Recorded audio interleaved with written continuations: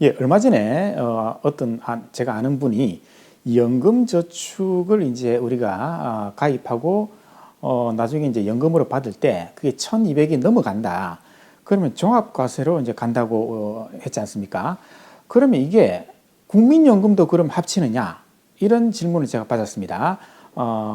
거기에 대해서 이제 설명을 드릴 건데요. 결론적으로는 국민연금도 당연히 다 합쳐야 됩니다. 합쳐야 돼요. 거기에 대해서 조금 더 구체적으로 한번 보겠습니다. 가시죠. 연금저축이 1,200만 원을 갖다가 우리가 초과해서 수령을 하면은 종합과세로 간다고 했지 않습니까? 그랬을 때 구체적으로 어떻게 되는지 제가 저번까지는요 연금저축 하나만 놓고 봤는데요. 그렇지 않고 이제 여러 가지 다른 게 다 합치는 경우가 있습니다. 그때 구체적으로 한번 보겠습니다. 자, 우리가 지금 어디에 위치하고 있는가, 이게 아주 중요하다 그랬죠. 자, 우리는 지금 사적연금 중에서 연금저축 파트를 보고 있고요. 그리고 국민연금, 공적연금이죠. 공적연금, 국민연금도 지금 보고 있습니다. 그래서 오늘은 연금저축하고 국민연금 또는 공무원연금도 다 똑같습니다. 공적연금은 다 똑같아요. 대표적인 국민연금하고 연금저축이 이제 같이 종합과세되는 걸 한번 보겠습니다. 자, 우리가 법에서 연금소득이다라는 명칭을 쓰는데요. 이때 연금소득이라는 말은요, 첫 번째 국민연금입니다.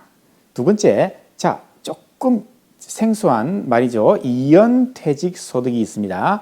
연금저축계좌. 이거는 지금 우리가 하고 있는 연금저축 아니에요. 자, 국민연금은 당연히 그 자체로 연금소득입니다.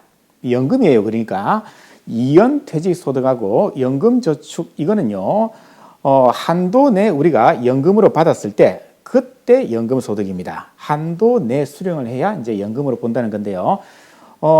이연퇴직소득, 이거는 제가 나중에 특집으로 다시 만들 겁니다. 그런데 오늘은 간단하게 그 개념만 맛보기로 간단하게 보고 한번 가겠습니다. 자, 이연퇴직소득. 자, 제일 먼저 국민연금이죠. 국민연금은 원래는요, 종합소득 신고를 하는 게 원칙입니다. 국민연금은요. 그래서 5월 달에 종소세 신고를 하는 게 원칙인데, 만약에 다른 소득이 없다면, 즉, 국민연금 하나만 나는 받고 있다. 그러면은 종합소득 신고를 할 필요가 없다. 5월 달에 종소세 신고를 할 필요가 없이 얘는 자체적으로 끝납니다. 그래서 국민연금 하나만 받고 있다. 그리고 다른 소득도 없다. 그리고 연금저축에서 1,200 초과하는 것도 없다. 그러면은 5월 달에 종소세 신고를 할 필요가 없다는 거. 자, 이제 이연퇴직소득인데요. 이 개념을 조금 설명을 드리겠습니다. 한마디로 말해서 이연이라는 게 뭡니까? 이연, 늦추다 이 말이죠. 늦추다. 늦추는 퇴직소득이다. 이 뜻인데요. 자, 우리가 이 근로소득자가 말이죠. 이제 퇴사를 했습니다. 그럼 퇴직금을 계산하니까 3천만 원이에요. 그럼 3천만 원에 대해서는 퇴직소득세가 이제 우리가 내야 되거든요. 그게 100만 원이라고 일단은 가정을 해보겠습니다. 자, 3천만 원 퇴직금 받고 100만 원 세금 내고 이렇게 되는데요. 원래는 회사가 퇴직금을 줄 때 100만 원을 갖다가 떼고 말이죠. 2,900만 원만 이 근로자의 통장에다가 입금을 시키겠죠. 그리고 100만 원은 퇴직소득세 100만 원은 국세청에다가 납부를 합니다. 퇴직소득세를. 회사가 납부를 합니다. 이렇게 하면 이제 근로자는 2,900만 원 퇴직금 받아간 거고요. 국가 입장에서는 이 사람에 대한 100만 원 퇴직소득세가 들어왔죠. 그래서 이제 이렇게 이제 3자 간의 관계가 마무리되는 게 기본인데요. 자, 그런데 자, 이연 퇴직소득은요. 이렇게 근로자한테 직접 통장을 입금을 시키지 않습니다. 입금을 안 시킵니다. 시키지 않고 이 근로자가 지금 연금저축을 가입했잖아요. 연금저축. 그 계좌에다가 예를 들어서 삼성생명의 연금저축이다. 그러면은 회사가 여기에다가 3천만 원 전부를 다 입금을 시킵니다. 퇴직소득세 100만 원은 우리가 떼지 않습니다. 떼지 않고 그대로 이 연금저축 계좌로 이제 돈이 흘러가는 거죠. 그러면은 당연히 국가한테는 세금을 안 냈겠죠. 그죠? 그렇죠. 퇴직소득세를 안 냅니다. 이 단계에서는. 그런데 퇴직소득세는 언제 내는가 하면요. 나중에 이 사람이 여기서 연금을 받을 때 그때 냅니다. 그래서 지금 퇴직소득세를 지금 내지 않고 2년 나중에 퇴직소득을 세금을 낸다. 그래서 2년 퇴직소득. 3천만 원이 회사에서 연금저축 이 계좌로 지금 입금을 하잖아요. 이때 이 3천만 원 들어간 이걸 갖다가 이연퇴직소득이라고 부릅니다. 예. 자, 그럼 이제 나중에 이 사람이 이제 연금을 갖다가 이제 수령하겠죠. 그러면 이제 삼성생명 여기에 있는 연금저축 이 보험, 그죠? 여기서 이제 돈이 이쪽으로 연금이 지급이 될 겁니다. 그때 이 연금저축 계좌 삼성생명이 퇴직소득세를 계산해 가지고 국가에다가 납부를 합니다. 그런데 원래 내야 될 퇴직금의 퇴직소득세의 70%만 내랍니다. 70%. 그러니까 100만 원 내지 않고 70%니까 70만 원만 이때는 내면 됩니다. 그래서 바로 왜 그런가 하면요. 이렇게 연금으로 받아가는 걸 갖다가 국가는 이제 권장을 하고 있죠. 그래서 연금 형태로 이 퇴직금을 한 번에 다 인출하지 말고, 그죠? 연금 형태로 길게 받아가라. 그러면은 원래 퇴직소득세의 70%만 내가 거두겠다. 이렇게 혜택을 주는 거죠. 자, 이제 세 번째 연금저축이죠. 연금저축은 세제적격이라고도 부르고요. 연말정산 또는 종소세 신고할 때 세액공제가 되는 상품이죠. 그래서 어디에 가입을 했느냐, 그죠? 거기에 따라서 연금저축 신탁 펀드 보험으로 이렇게 불리고요. 어쨌든 연금저축이라는 말이 들어있기 때문에 세액공제가 되는 상품이다. 이렇게 우리가 설명을 했습니다. 자, 그러면 한번 보겠습니다. 자, 연금저축 계좌를 한번 쭉 들여다보면요. 그 구성을 보니까 일단은 내가 세액공제를 받은 거, 우리가 1년에 400만 원씩 10년이 지났으면 4천만 원이 이제 우리가 여기 들어있을 거 아닙니까? 이거는 세액공제를 받았고, 그리고 이연퇴직소득, 방금 설명드린 이연퇴직소득도 3천만 원 여기 들어와 있습니다. 그래서 퇴직금을 갖다가 연금저축 계좌에다가 이체를 할 수 있습니다. 할 수 있어요. 그래서 이때는 3천만 원이 들어왔습니다. 이걸 A라고 부르고, 세액공제 받은 걸 B라고 부르고, 그럼 A와 B에서 이자가 발생할 거 아닙니까? 그걸 C라고 부르겠습니다. 1천만 원 합치면은 얼마입니까? 8천만 원이죠. 8천만 원. 자, 8천만 원이 내 연금저축 계좌에 전부 다 돈이 들어있는 거죠. 이걸 갖다가 나는 이제 연금을 받습니다. 예를 들어서 1년에 1,500만 원 연금을 받았다. 그러면은 연금 인출, 돈이 빠져나가는 순서가 있다 그랬죠. 자, 이게 제일 먼저 나갑니다. 제일 먼저 빠집니다. 그 다음에 요거, 그 다음에 이거. 원래 법에서는요, 이 두 개는 순서가 없어요. 똑같은 순서입니다. 그런데 우리가 조금 그러면 너무 복잡하니까 그냥 저는 이게 제일 먼저 빠져나가고, 세액공제 받은 게 두 번째 나가고, 이자가 마지막에 나간다. 이렇게 할게요. 자, 그럼 어쨌든 1,500이라면 이 한도 내 있죠. 그렇죠? 그러면 A에서 전부 다 빠져나갈 거죠. 빠져나갔죠. 그런데 이 1,500이라는 것은 퇴직금 아닙니까? 이연퇴직소득이 퇴직금 아니에요. 퇴직금이기 때문에 이때 돈이 나갔을 때 퇴직소득세를 낸다 그랬죠. 자, 퇴직금이 3천만 원인데 세금은 100만 원 있잖아요. 그럼 100만 원 중에서 얼마를 그러면은 내야 되느냐? 자, 일단은 전체 3천 중에서 1,500이 나왔죠. 50%가 지금 인출된 거 아닙니까? 그러면 100만 원 중에서 50%니까 50만 원 원래는 세금을 내면 되겠죠. 그런데 70%만 내라. 할인 혜택이 있잖아요. 그래서 35만 원을 삼성생명이 나한테 이렇게 돈을 지급하면서 35만 원을 떼가지고 국세청에 삼성생명이 납부를 합니다. 그리고 나는 그 나머지 1,500에서 35만 원 뺀 나머지 금액을 나는 연금으로 수령을 한다는 거죠. 그래서 연금, 한도 내에 연금으로 받으면은 이렇게 퇴직소득세를 할인해 주는 혜택이 있다. 이렇게 되어 있습니다. 자, 그런데 이제 우리가 연금저축 계좌를 들여다보니까 세액공제 받은 게 4천, 이자가 1,000 있다 그랬죠. 자, 이름 합이 5천만 원 아닙니까? 이 5천만 원 중에서 내가 1년에 1,200을 초과해서 연금을 받는다. 그러면 종합과세로 간다 그랬죠. 그런데 이연퇴직소득은요, 원래가 퇴직금 아닙니까? 퇴직금이죠. 따라서 얘는 종합과세로 가지 않습니다. 가지 않아요. 왜냐? 퇴직소득이니까.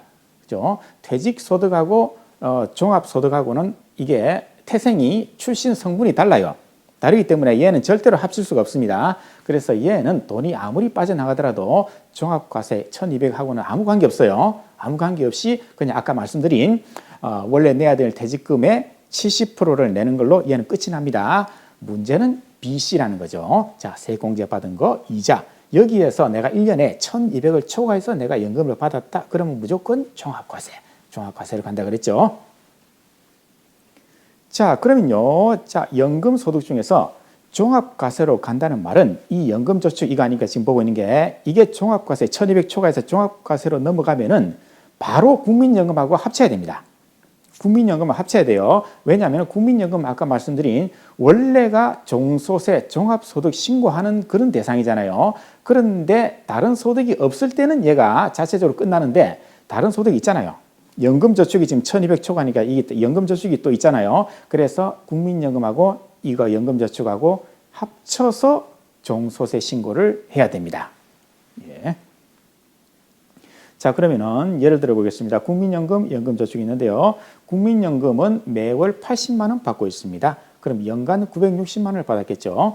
연금저축은 1,800만 원을 갖다가 연간 수령했습니다. 1,200 초과니까 당연히 종합과세에 가는 거죠. 그러니까 이 두 개를 합쳐야 된다 그랬죠. 그러면 2,760만 원입니다. 960 플러스 1,800, 2,760입니다. 얘가 종합소득 신고로 넘어간다는 거죠.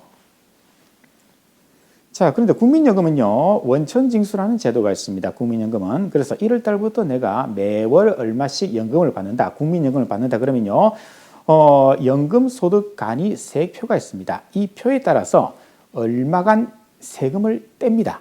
그걸 갖다가 원천징수라고 그러죠. 원천징수, 내가 국민연금 받는 금액 중에서 이 표에 따라서 일정 금액을 뗍니다. 그리고 이 부분 나머지만 나는 이제 받게 되는 거죠. 이걸 12번 계속 매달 하게 됩니다. 그리고 나서 다음에 1월 달에 연금을 지급할 때 또 1월분 연금을 줄 거 아닙니까? 그때 연말정산을 합니다. 연말정산. 우리가 근로소득자 연말정산 2월 달에 하는 거 있죠? 그거하고 똑같은 겁니다. 그래서 이 1년 전체에 대해서 원천징수를 12번 했을 거 아닙니까? 그 금액하고 1월 달에 이제 제대로 된 우리가 소득을 계산해 세금을 계산한 그하고 차이가 나겠죠. 그러면 이제 더 낼 수도 있고 돌려줄 수도 있고 이렇게 국민연금은 원천징수 제도가 있다는 것을 우리가 알아야 되겠습니다. 그 다음에 이제 우리가 연금저축은 우리가 잘 알죠. 이렇게 이런 세 가지 요건을 충족했을 때, 그죠? 55세 이후에 연금을 수령하고 가입일부터 5년 이상 5년 이상 지나야 되고요. 연금 수령 한도가 있다 그랬죠. 이 세 가지를 다 지켰을 때 그때 연금으로 우리가 본다 그랬죠. 연금소득. 그때는 이것도 원천징수가 있다 그랬죠. 그래서 70세 미만일 때는 5.5%, 70세 이상 80세 미만이면 4.4%, 80세 이상이면 3.3%. 이 금액을 이걸 떼고 나머지를 우리가 연금으로 받는다는 겁니다. 예. 자, 그러면 이제 한번 보겠습니다. 국민연금은 원천징수를 얼마 했는지는 모르겠어요. 그래서 대충 20만 원 제가 적어놨습니다. 이거는 대충 그냥 우리가 예를 든 겁니다. 연금저축은 자 1,800을 1년에 받았으면은 1,800 곱하기 5.5%. 우리가 지금 55세에 지금 우리가 연금을 받는다고 생각하고 있습니다. 자, 그러면 99만 원이죠. 99만 원 원천징수. 그럼 20만 원 플러스 99만 원 하면은 119만 원을 우리는 이미 원천징수로 납부를 했습니다. 이 상태에서 종소세 신고를 갈 겁니다. 자, 5월 달에 가는데요. 종소세 신고를 하면은 반드시 연금소득공제를 적용한다 그랬죠. 연금소득공제를 적용합니다. 이거는요, 종합소득 신고를 할 때 적용을 합니다. 그래서 총 연금액은 국민연금하고 연금저축 합치라 그랬죠. 2,760이고 이 구간이라 그랬죠. 연금소득공제는요, 기계적으로 계산한다 그랬죠. 그래서 총 연금액이 얼마냐에 따라서 이렇게 계산하는 방식이 다 다르다 그랬죠. 그런데 1,400을 초과하면은 2,700이니까 1,400 초과죠. 그러면은 2,700 마이너스 1,400 곱하기 10% 플러스 630 하면은 766만 원이고요. 여기서 이걸 빼면은 1,994만 원. 이게 바로 마진입니다. 매출이고 비용이고 마진이죠. 그래서 이걸 갖다가 연금소득금액이라고 부릅니다. 그래서 이 세 가지 숫자를 5월 달에 종소세 할 때 그대로 들고 오면 됩니다. 자, 그러면 이제 신고서를 보기 전에 가시죠. 자, 일단은 우리가 전제 조건이 종합소득세 신고의 전제 조건이 자, 우리가 부부가 2명 있다. 그리고 부부 2명 모두 소득이 없다. 오로지 연금으로만 생활을 하고 있다. 이 조건을 가지고 한번 볼게요. 자, 아까 2,760 총연금, 연금소득공제 766만 원, 그러면 연금소득 금액이 1,994만 원 되고요. 자, 부부 2명이니까 인적공제 한 사람당 150이니까 두 사람이면 300 빼주죠. 뺍니다. 그러면 1694만 원. 자, 요거는 16.5%를 곱하면 됩니다. 그러면은 160만 원 정도 나오죠. 자, 그런데 원천징수는 얼마였습니까? 아까 그렇죠. 국민연금하고 연금저축을 합쳐서 119만 원 했죠. 그러면 어느 게 더 큽니까? 얘가 더 크죠. 얘가 더 크니까 그 차이 나는 이 금액을 41만 원 정도 되는 이 금액을 5월 달에 종소세 신고하면서 추가 납부를 해야 됩니다. 따라서 종소세를 신고하는 게 훨씬 불리하다. 그죠? 불리합니다. 왜? 국민연금하고 1200 초과는 아까 연금저축이 합쳐져 가지고 금액이 커졌잖아요. 그러다 보니까 세금이 많이 나온다. 그죠? 그래서 1200 초과하지 않도록 그렇게 많이들 우리가 조절을 하지 않습니까? 자, 그렇다면 만약에 국민연금이 없다. 나는 지금 국민연금을 안 받는다. 55세니까 국민연금을 안 받는다. 그럼 이제 어떻게 될까? 한번 보죠. 그럼 이제 연금저축 하나만 있을 거 아니에요. 1800 받았죠. 연금으로. 그러면 99만 원을 원천징수 당한 상태로 이제 종소세 신고를 하면 됩니다. 자, 마찬가지입니다. 똑같이 계산하는데 이때는 이제 1800밖에 없죠. 자, 670 요 구간입니다. 670, 1130 이렇게 해서 종소세 신고할 때 이 세 가지 숫자를 그대로 사용을 하면 됩니다. 똑같습니다. 쭉 계산합니다. 계산 쭉 하면요. 54만 7,800원 나오네요. 자, 이미 우리는 아까 1,800 곱하기 5.5% 99만 원을 갖다 원천징수 했죠. 이미 세금을 냈어요. 어느 게 더 큽니까? 이게 더 크네요. 그러면 어이구 종합과세가 훨씬 유리하네요. 그죠? 원래 이게 뭡니까? 이게 진짜로 내야 될 세금입니다. 이게 진짜 세금이고 이거는 대충 뗀 세금이고 그렇죠? 따라서 너무 많이 뗐잖아요. 너무 많이 냈죠? 그러니까 44만 원 정도 환급이 발생합니다. 종합과세가 이때는 유리하네요. 국민연금이 사라지니까 바로 종합과세가 유리하게 되는 또 그런 또 희한한 현상이 발생했네요. 자, 거기다가 다른 소득이 있으면 어떻게 하느냐 말입니다. 다른 소득이 있다. 그럼 다른 소득이 있을 때 또 어떻게 되는지 한번 보죠. 자, 국민연금이 있고 이렇게 1년에 960 받았어요. 연금저축은 1년에 1800 받았고요. 내가 사업을 합니다. 사업소득이 있어요. 그러면은 매출은 1억이고 비용은 8천이고 마진은 2천이죠. 그럼 이 자료를 갖다가 전부 다 들고 와야 됩니다. 전부 다 합쳐야 돼요. 그죠? 그렇다면 세금이 꽤 나오겠죠. 그렇죠? 예. 그래서 자, 연금저축은 말이죠. 1,200만 원 그죠? 초과하면은 종합과세, 이하라면은 분리과세.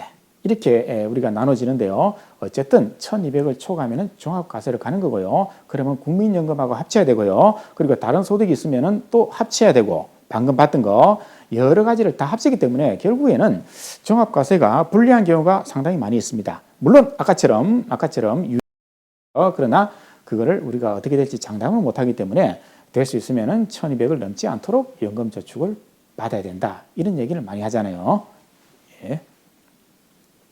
그래서 자 이제 총정리를 가겠습니다. 연금저축이 1,200만 원을 초과해서 우리가 받았다. 그러면 종합과세로 가는데요. 종합과세로 간다는 거는 우리가 흔히 말하는 2배사 근년기 개인의 소득은 6개로 구분한다 그랬죠. 그래서 이자, 배당, 사업, 근로, 연금, 기타 이 6개를 다 합쳐서 신고한다. 이게 바로 종합과세라 그랬죠. 그런데 국민연금하고 연금저축은요. 연금이잖아요. 그럼 여기에 들어갑니다. 연금소득에. 그렇기 때문에 이 6개의 소득을 합치는데 국민연금, 연금저축은 연금소득 안에 포함되기 때문에 당연히 이 두 개도 합쳐야 된다는 거죠. 언제? 연금저축이 사적연금입니다. 연금저축이 1년에 1,200을 초과해서 우리가 받았을 때는 국민연금하고 합쳐야 된다는 거. 그리고 이자, 배당, 사업, 근로, 기타 이런 소득이 있다면 얘네들도 다 합쳐야 돼요. 그래서 종합과세가 조금 불리한 경우가 많이 있다. 언제? 다른 소득이 많이 있을 때. 내가 사업을 한다. 내가 또 직장을 다닌다. 이러면 얘하고 다 합쳐지는 거죠. 그렇기 때문에 될 수 있으면 종합과세를 피할 수 있도록 1,200을 초과하지 않도록 하는 게 좋다. 그래서 1,200만 원, 한 달에 100만 원씩 받으라 이 말이죠. 그래서 그렇게 해서 사람들이 조절을 많이 하고 있습니다. 예, 이상 다시 한 번 더 정리를 하면요. 자, 우리가 연금저축 거기에서 1년에 1,200을 초과해서 우리가 연금을 받았다. 그러면 종합과세. 그러면은 국민연금 당연히 합치고요. 그리고 다른 소득이 있으면 또 합치고 이렇게 해서 계산하기 때문에 종합과세 되는 게 불리한 경우가 많이 있습니다. 그러나 어떤 경우에는 종합과세를 하면은 더 유리한 경우도 있어요. 그렇기 때문에 일률적으로 종합과세가 불리하다. 그렇죠? 분리과세가 유리하다. 이렇게 우리가 단정을 지을 수는 없습니다. 그러나 평균적으로 봤을 때 우리가 다른 소득도 있다. 그러면은 종합과세가 불리한 경우가 많이 있기 때문에 그래서 연금저축에서 우리가 연금으로 받을 때 한 달에 100만 원이 넘지 않도록 그렇게 해서 수령을 하라. 이렇게 이제 많은 얘기를 하고 있죠. 그래서 한 달에 100만 원씩 받는다. 이 얘기가 나온 겁니다. 자, 오늘은 이 정도로 하고요. 다음 시간에 다른 주제로 또 찾아뵙겠습니다.